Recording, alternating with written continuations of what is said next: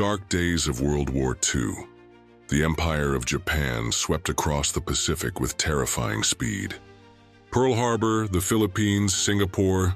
By 1942, Australia stood dangerously close to the front lines. But what if the unthinkable happened? What if Japan had launched a full-scale invasion of Australia? Let's explore what a Japanese invasion of Australia might have looked like, the cities they'd target, the strategic value of each, Australia's ability to resist, and the controversial plan known as the Brisbane Line. By early 1942, Japan had secured a vast empire.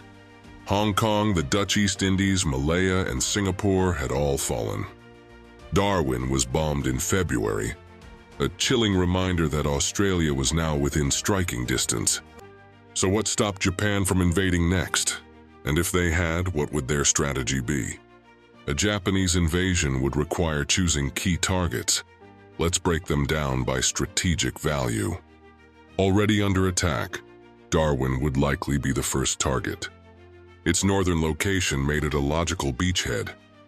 But infrastructure was limited, and supply lines from Japan would be stretched thin. Brisbane held military importance, acting as a central hub for Allied coordination in the Pacific. If captured, it would sever Australia's ability to project power northward. Sydney was Australia's most populous city and home to major naval facilities.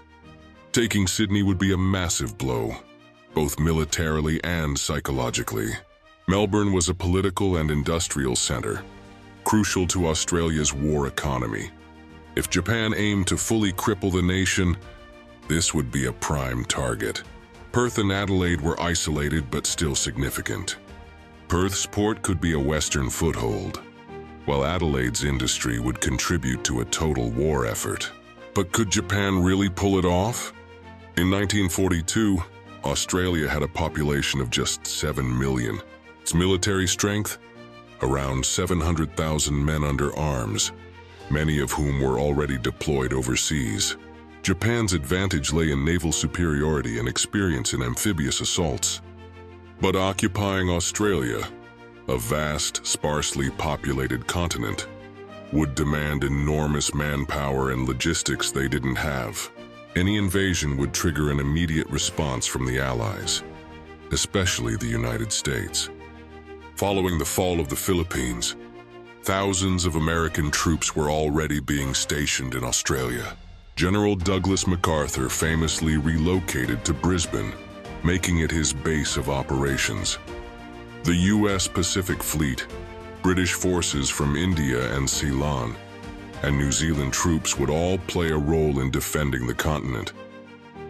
One of the most controversial plans of the war was the Brisbane Line, a proposed strategy to abandon the northern half of Australia in the event of invasion. The idea was to consolidate defenses south of this line, focusing on protecting the industrial and population centers. Northern cities like Darwin and Cairns left to the invaders, though the government officially denied it. Documents suggest it was seriously considered, sparking a major political scandal in 1943. So why didn't Japan invade? The answer lies in strategy and resources. Japan's war planners understood that an invasion of Australia would stretch their military beyond breaking point. Instead, they chose to isolate Australia, cutting off supply routes and focusing on the Solomon Islands and New Guinea. It was a war of attrition, not occupation. But let's imagine they had tried. An invasion through Darwin would face brutal terrain and long supply lines. Amphibious assaults on Sydney or Brisbane would require total naval superiority, which Japan never had after Midway. Any initial gains would likely stall, with reinforcements pouring in from the US and across the Commonwealth. A Japanese occupation may have been possible in the north, but a full conquest? Almost certainly doomed to fail. Australia would never be invaded, but the fear changed the nation forever. Fortifications were built, alliances were strengthened, and the myth of the Brisbane Line haunted politics for decades. In many ways, the Japanese threat united Australia like never before, and pushed it into a closer alliance with the United States that lasts to this day. The war came close, but never to the point of occupation. Yet the what-if still lingers, a powerful reminder of how close history came to changing forever. What do you think would have happened if Japan invaded Australia? Let us know in the comments. Don't forget to like, subscribe, and hit the bell for more alternate history.